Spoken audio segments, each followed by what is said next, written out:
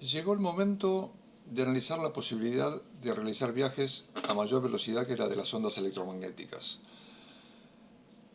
La idea de esta presentación es la de poner en contexto algunas afirmaciones recientes respecto a la posibilidad de viajar a velocidades superlumínicas.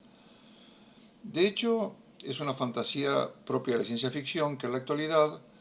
toma forma de divulgación científica o pseudocientífica, pero por lo menos divulgación periodística, en artículos de todo tipo que se encuentran en Internet o en publicaciones especializadas, en periódicos, donde lo que se plantea ya sobrepasa solamente la imaginación, sino que se dice que sería perfectamente posible realizar viajes a mayor velocidad que la de la luz. Entonces, el objetivo principal de esta presentación es analizar críticamente la posibilidad de realizar estos viajes, si es una posibilidad o es una fantasía, qué impacto tiene sobre la relatividad especial, especialmente sobre el sincronismo,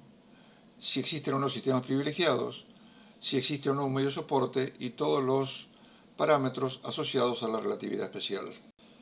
En 1905, Einstein presentó la relatividad especial a través de dos postulados. Una, que hace referencia a la igualdad de todos los sistemas inerciales para describir los cambios físicos, y el segundo, referente a que la velocidad de la luz es la misma y constante para todo sistema inercial. Vamos a analizar el significado de este segundo postulado. Si este es un observador terrestre con su fuente luminosa y hay un observador espacial que también viaja con su fuente luminosa, si al momento de cruzarse ambos observadores emiten un rayo de luz, los dos rayos se desplazan a la misma velocidad. La segunda parte del postulado indica que si el observador terrestre observa pasar un rayo al mismo tiempo que también lo observa el observador espacial, ese rayo se mueve a velocidad c con respecto a los dos observadores. En otras palabras, si analizamos la situación en un momento determinado, el observador terrestre detecta que el rayo se desplaza a velocidad c con respecto a su sistema inercial y el viajero también detecta que el rayo se mueve a velocidad c respecto a su sistema inercial, pese a que se está moviendo con respecto a la Tierra. Lo que vimos en las figuras previas es un hecho experimental absolutamente innegable. De hecho, fue motivo de mucha experimentación y análisis durante el siglo XIX y condujo a dos interpretaciones posibles. La primera fue la de Lorentz de 1895, que propuso que los instrumentos de cada sistema inercial se deformaban por su viaje a través del éter o el medio de soporte, tal como se lo identificaba en su momento, de modo tal que la velocidad de la luz no era constante, sino aparentemente constante en función de la deformación de los instrumentos. La segunda opción la presentó Einstein en 1905, donde elevó el dato experimental a nivel de postulado, de modo tal que la velocidad de la luz se la postuló como realmente constante y como consecuencia las deformaciones instrumentales entre diferentes sistemas inerciales resultaron solo aparentes. La comunidad científica adoptó la segunda alternativa, fundamentalmente, hasta donde yo entiendo, porque permitía olvidarse del medio soporte y con esto se evitaba el problema de que las partículas tuvieran que atravesar un medio soporte sin rozamiento, de modo que adoptar la postura de Einstein de 1905 liberó de alguna forma análisis más profundos con respecto a qué era lo que permitía que tanto ondas como partículas viajaran de un lugar a otro. Einstein en realidad introdujo un tercer postulado que era necesario para realizar el sincronismo de relojes distantes, donde dice que para poder sincronizar relojes o ponerse de acuerdo en cuál es el tiempo común de un sistema inercial, es necesario definir, no medir, definir que el tiempo que tarda la luz en recorrer el camino de A hasta B es el mismo que tarda en recorrer el camino de B hasta A. Veamos cómo funciona operativamente esta definición. Si en una plataforma tenemos un observador que denominamos A con su fuente luminosa y en el otro extremo un segundo observador llamado B que tiene un espejo, digamos que a tiempo cero el observador A emite una onda luminosa que se refleja en el espejo del segundo observador y retorna al origen en el momento que su cronómetro marca 10 segundos, de modo tal que el viaje total de la onda luminosa insumió esos 10 segundos. Los cálculos que realizan los observadores son los siguientes. A calcula que la distancia que los separa de B es de 5 segundos luz, dado que el viaje total insumió 10 segundos luz, pero fue un viaje de ida y vuelta. Entonces, repita la experiencia con intención de sincronizar los relojes. En esta segunda experiencia, ambos observadores se ponen de acuerdo, de modo tal que a tiempo cero A envía su señal luminosa, cuando B la recibe, ajusta su cronómetro para que marque 5 y devuelve la señal a A, que nuevamente retorna cuando su cronómetro marca 10. De este modo, ambos observadores están de acuerdo en que sus relojes están sincronizados dentro del sistema inercial que estamos considerando. Pero, ¿qué pasa si en lugar de tener solamente estos dos observadores, sumamos un tercer observador? Otra vez el viajero espacial que pasa a velocidad v con respecto a los dos observadores que estamos analizando. Este tercer observador lo que hubiera visto es totalmente diferente a lo que registraron A y B. Hubiera visto que a tiempo cero, cuando A manda su señal, esta llega muy rápidamente a la posición de B, este pone su reloj en 5 y devuelve la señal, que ahora sí retorna mucho más lentamente hasta la posición de A. De hecho, el tercer observador diría que el sincronismo realizado es erróneo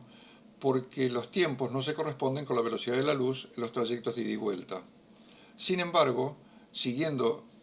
el tercer postulado, o la definición que hace Einstein en 1905, los observadores A y B procedieron correctamente y sincronizaron sus relojes asumiendo, con independencia de cualquier otro observador, que el tiempo de ida de la señal luminosa es idéntico al tiempo de vuelta de la señal luminosa. ¿Qué consecuencias tiene todo este entramado de postulados y definiciones? Bueno,